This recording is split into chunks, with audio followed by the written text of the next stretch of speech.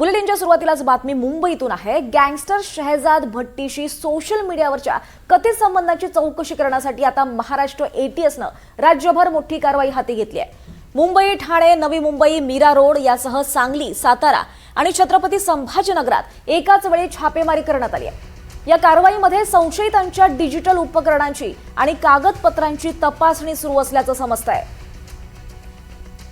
महाराष्ट्र एटीएसची राज्यभर कारवाई सुरू आहे। अनेक ठिकाणी छापेमारी करण्यात आलेली आहे। गँगस्टर शहजाद भट्टीशी सोशल मीडियावरील कथित संबंधांची चौकशी सध्या सुरू आहे। मुंबई, ठाणे, नवी मुंबई, मीरा रोडमध्ये छापेमारी करण्यात आली आहे।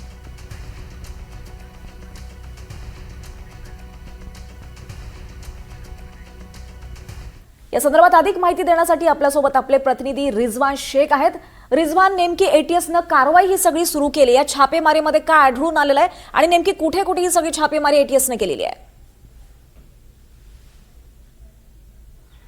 प्रज्ञा, नक्की आपण पाहतो ज्या पद्धतीने महाराष्ट्र दहशतविरोधी पथकाने जे आहे ती महाराष्ट्रामध्ये सकाळपासूनच जे आहे ते 150हून अधिक ठिकाणी जे आहे ते छापेमारीला सुरुवात केली। खरं तर गँगस्टर शहजाद माध्यमातून महाराष्ट्र अधिक लोकांना ठेवलाय असे देखील, त्यामुळे सांगली असो, छत्रपती संभाजीनगर असो, मुंबई असो, ठाणे असो किंवा कुर्ला असो, त्याचबरोबर जोगेश्वरी आणि मीरा रोड आणि नवी मुंबई अशा ठिकाणी जे आहे ते अनेक तरुण जे आहेत ते सोशल मीडियाच्या माध्यमातून शहजाद भट्टी हा पाकिस्तानमध्ये जो गँगस्टर आहे याच्या संपर्कामध्ये होते आणि सोशल मीडियाच्या माध्यमातून अनेक वेळा जे आहे आपण पाहतोय की कारवाई जी आहे ती महाराष्ट्राच्या माध्यमातून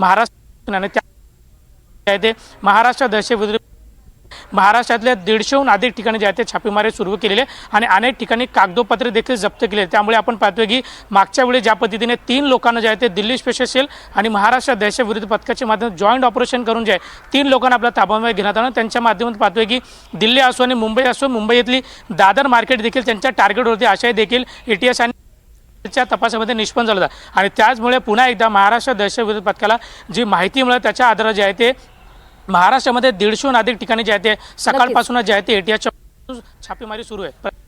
नक्कीच रिजवान, त्यामुळे एटीएसनं आपली कारवाई अधिक कडक केल्याचं दिसतंय। धन्यवाद या सगळ्या सविस्तर माहितीसाठी रिजवान।